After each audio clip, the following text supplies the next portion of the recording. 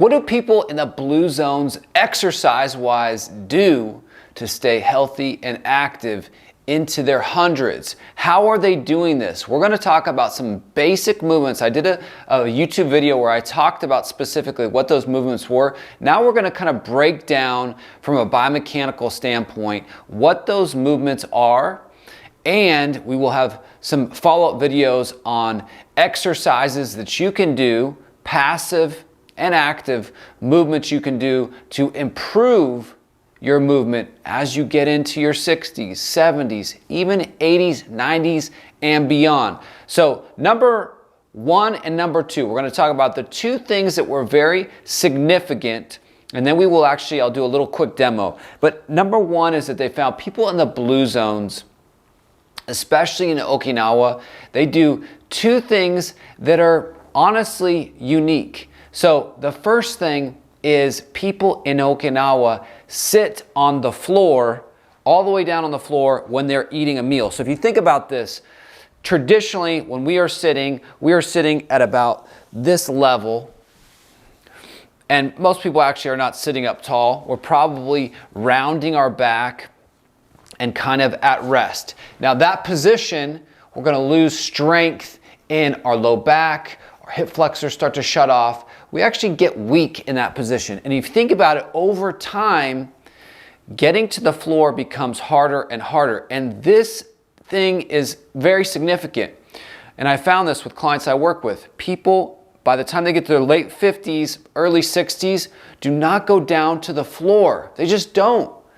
And if you look at it, you think about this, family, these people in Okinawa, they're actually going all the way down to the ground, and they're actually having their meal here. So they would be more in this position with their hips open.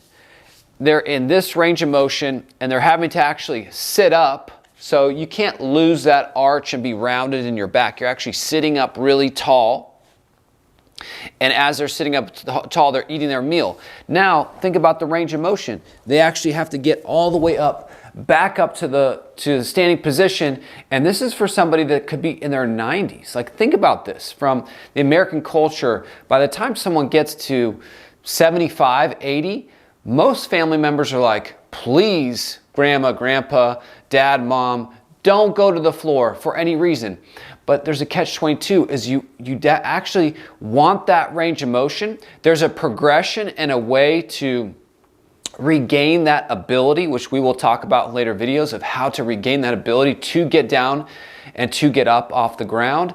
But it's really important because think about it. You're walking around and you happen to fall. Well, how do you get up? How do you get up if you're 75, 80, 85 and you haven't been down to the ground in 2 or 3 decades? This is a problem. But what we found with these people in Okinawa is that they're getting up, they're getting down, and they're getting up every single day. So that'd be number one. Tip number two that is very effective is they actually garden on the ground in a squat position when they need to do their gardening. And again, this is 80-year-olds, 90-year-olds, 100-year-olds. They're actually doing their gardening in a full squat. So the range of motion is they're able to get into this position here, which is not necessarily easy to do. And then they're holding this squat position as they tend to the garden, as they do the things they need to do. And even me doing that, and I do that position often, there's a little bit of a stretch component. There's a range of motion component. There's also a strength component for me holding that position for minutes at a time. And you think about kids are able to hold a squat a lot of times when they're 2, 3 years old. I used to watch my daughter and she would hold a full squat position and play in that full squat position. But as we get older, typically, typical American activities is we tend to get detrained in that range of motion and in that strength, stability, holding that contraction where the muscles are engaging to hold that position. We tend to lose that. So 2 tips. Number 1, being able to get to the floor is very important as we get older.